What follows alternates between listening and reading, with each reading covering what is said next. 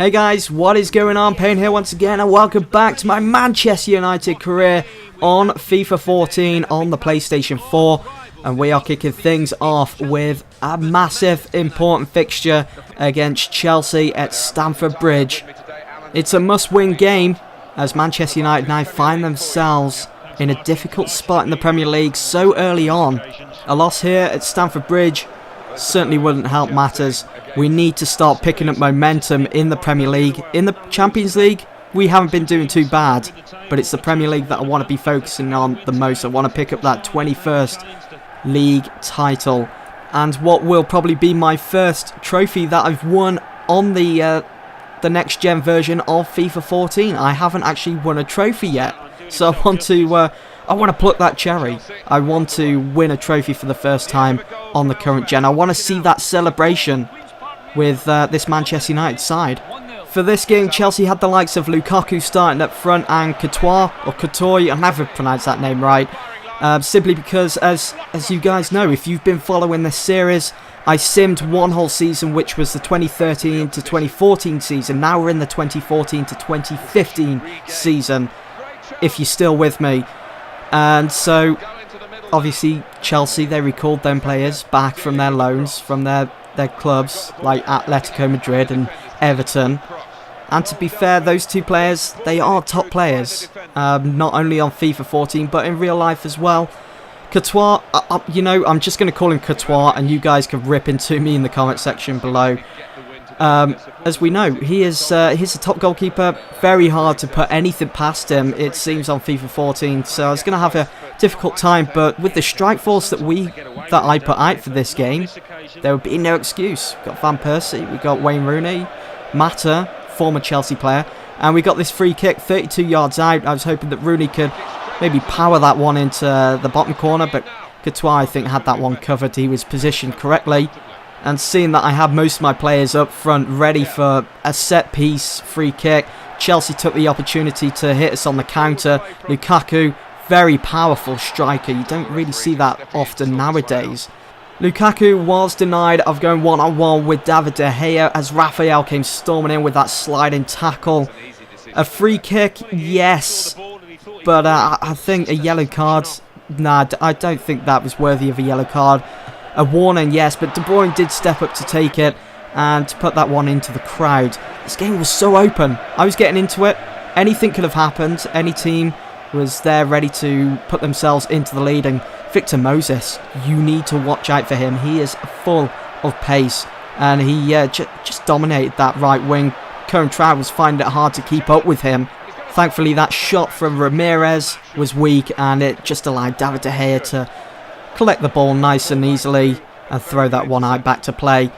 I was a bit disappointed with Van Persie's performance in this game against Chelsea. I thought he would have stepped up and took control up front for United, seeing that recently he's been scoring a couple of goals here and there, which have proven to be important goals for United.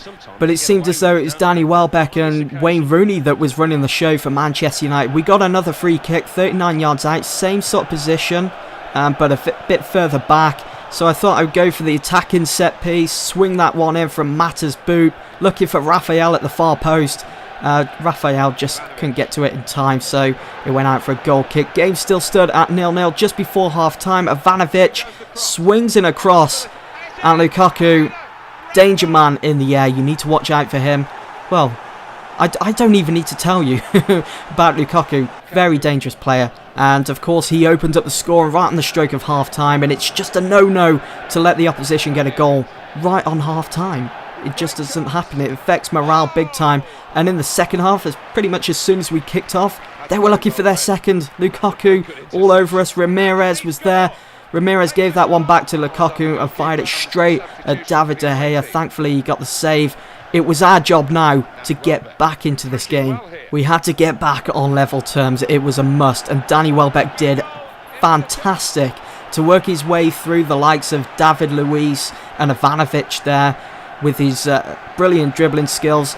But Courtois with a decent save again.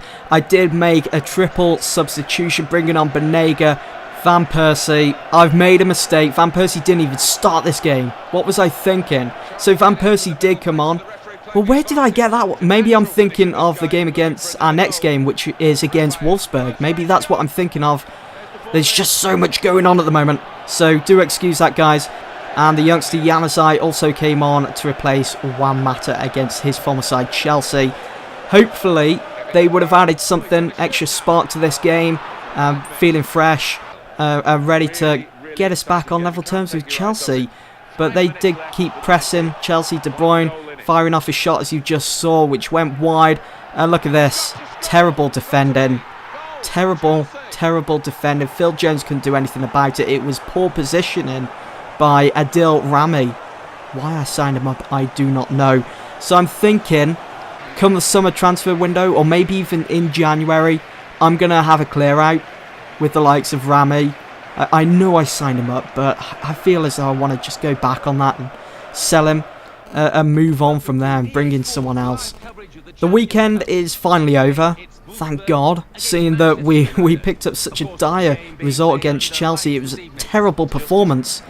And so we just had to focus on the midweek fixture against Wolfsburg in the Champions League.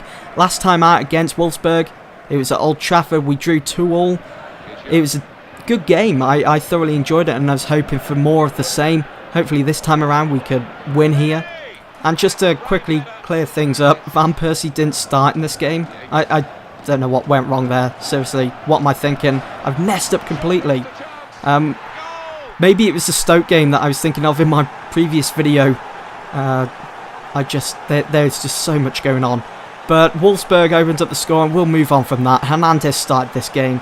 I know a lot of you guys were saying, have you sold Hernandez? No, he's still in the team. I just haven't found the time to start him. So I thought this was an ideal time, an ideal game for him to be in. Champions League fixture. He always seems to do well in Champions League, Hernandez, whether it's on FIFA 14 or in real life. So we was 1-0 down. It seemed as though it was going to turn out the same way as it did on the weekend against Chelsea to add to United's misery. Wasn't too happy with that result.